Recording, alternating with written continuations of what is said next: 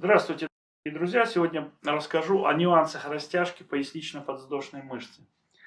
У моих учеников возникли определенные проблемы с этой мышцей, с растяжкой мышцы, потому что стали появляться парадоксальные вещи. Вроде бы они мне говорят о том, что растягивают пояснично-подвздошную, но осанка меняется парадоксальным образом.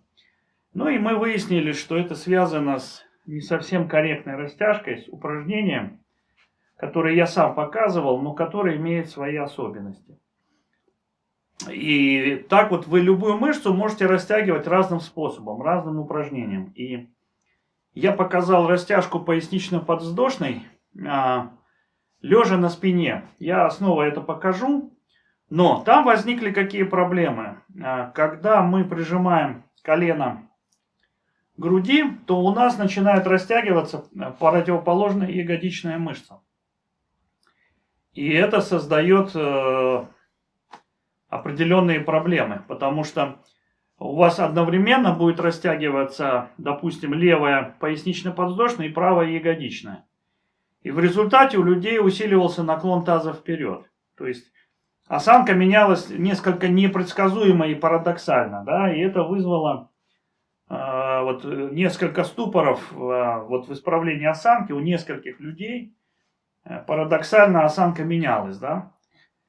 Вот это как раз связано с тем, что нельзя тянуть как попало, да, надо точно понимать, что вы тянете, зачем и почему. Поэтому я всегда рекомендую тянуть по одной мышце и проверять, как это сказалось на осанку. Особенно на этапе диагностики, когда еще непонятно, правильно вы нашли мышцу или нет, то есть сначала вы строите версию, а потом с помощью растяжки вы видите, эта версия верна или нет. И вот, например, вы увидели там вальгус, там плоскостопие, наклон таза в бок, еще что-то, сдвиг. Ну и определили, что это пояснично-подвздошная. Вы ее растягиваете, скажем, 5-10 подходов, и фотографируете, смотрите. И если все верно, то вы видите, что да, вот он результат, да, все верно, да, все получилось. Это все вещи стали уходить. Но если вы будете растягивать вместе с пояснично-подвздошной еще и ягодицу, то у вас будет изменение, похожее на слоеный пирог. То есть вы не сможете понять, а что такое, что происходит, почему осанка меняется как-то парадоксально, да, она еще хуже стала, а не лучше. Как это вот было у моих учеников. И сразу мне было даже трудно ответить им, почему. Ну вот, причина оказалась вот в неправильном выполнении вот этого упражнения, которое я сейчас вам буду показывать. Итак, я вам сейчас покажу нюансы выполнения вот того упражнения, которое вызвало вот такие вот сложности, да. Значит, я показывал упражнение, которое можно использовать для растяжки пояснично-подвздошной. То есть я люблю давать разные варианты. И поэтому дал разные варианты. И вот я показал вот такой вариант с подушкой, да.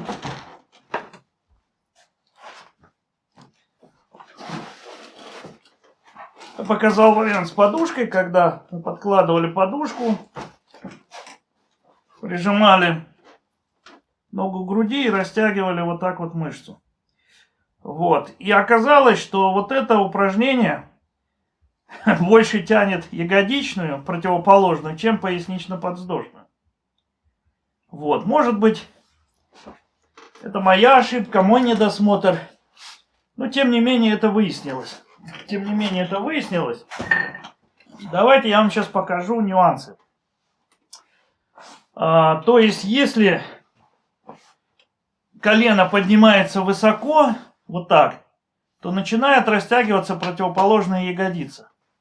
Вот, например, у меня ягодичная мышца, она короче, чем, менее растянутая, чем пояснично-подвздошная. Поэтому вот в таком положении у меня не растягивается пояснично-подвздошная, но при этом растягивается ягодичная. Ягодичная растягивается. И вот мои ученики делали что? Они вот так с кушетки опускали ногу, подвешивали грудь, а колено прижимали максимально к груди. И вот происходила такая вещь парадоксальная, что здесь шла растяжка больше противоположной ягодичной, чем пояснично-подвздошной. Тем не менее, это упражнение можно использовать для растяжки, но тогда нога должна вот так стоять. То есть угол между телом не должен быть больше, чем 90 градусов. Либо вот так, не прижимать к груди, либо вообще стоять.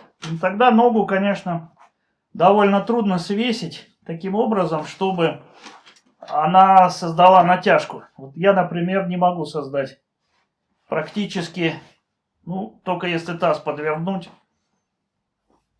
Довольно сложно мне создать растяжку вот таким вот образом. Ну, только, я говорю, если бы была повыше кушетка и груз еще какой-то, может быть тогда.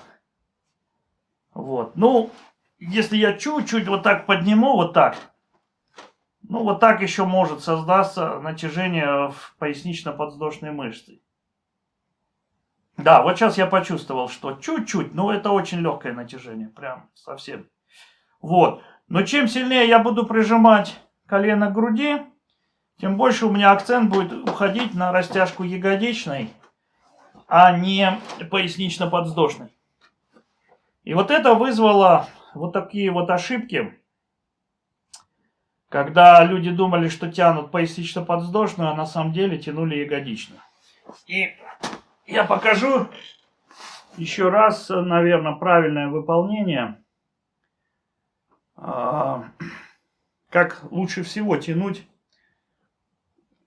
пояснично-подвздошную. То есть лучше всего тянуть стоя на колене. Лучше всего тянуть стоя на колене. Давайте я вам это покажу. Итак, давайте покажу вам оптимальный вариант растяжки пояснично-подвздошной мышцы. Во всяком случае, ну, мне он кажется оптимальным. Возможно, у других людей по-другому будет. Тем не менее. Вообще, русский менталитет связан с тем, что люди не любят следовать советам, а любят придумывать что-то свое. Но не всегда это хорошо срабатывает. Так и произошло с моими учениками. То есть они решили свое выдумывать, а в результате получили проблемы, а не исправления. Итак, делается все просто. Вам надо подложить что-то мягкое под колено. Тогда проблем с коленами не будет. Вот я подложил мягкую такую штуку, но давайте я усилю еще эффект. Вот еще одно одеяло подложу, чтобы совсем мягко было. Вот, вообще ничего не больно. Вот, и желательно опираться на руки, тогда колено тоже не будет страдать. В идеале 2 стула. В идеале 2 стула, которые вы ставите. Давайте я покажу с одним стулом, потом с 2. С одним будет просто видно лучше. И сохраняя вертикально грудную клетку и позвоночник, вы начинаете садиться вперед. Вот. То есть, грубо говоря, относительно позвоночника вы ногу заводите назад. Вот я сейчас чувствую конкретное натяжение в паху. Как раз это и есть место прикрепления пояснично-подвздошной мышцы.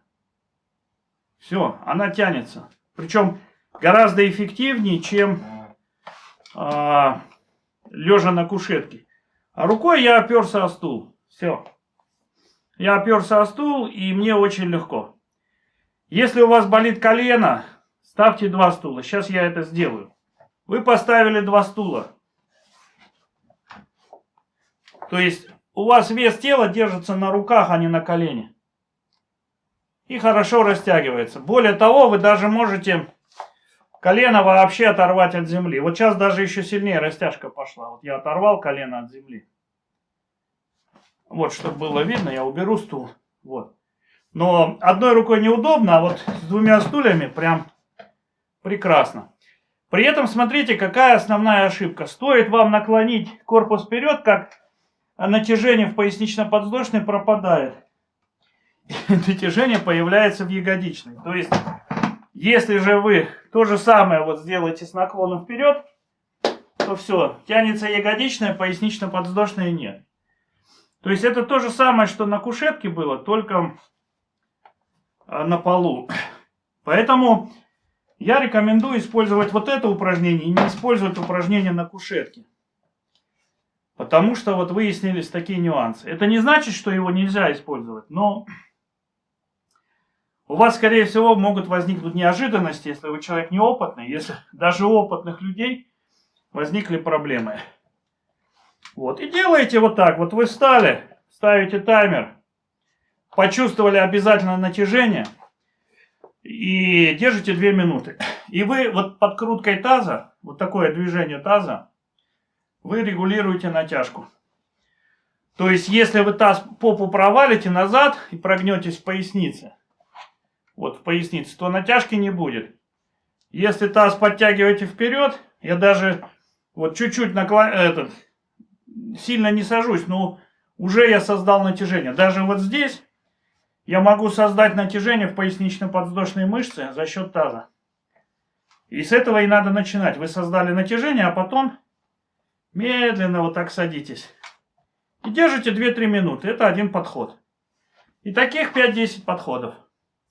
Но меньше 3 подходов делать смысла нет, потому что с одного подхода вы не вытянете мышцу. И вот таким образом вы получите чистое вытяжение пояснично-подвздошной. И тогда, если вы пытаетесь специалист, вот вы корректируете осанку, вы четко сможете понять, значит, какая мышца укорочена. Что действительно это была пояснично-подвздошная мышца, а не какая-то другая. Вот, надеюсь, это понятно и полезно.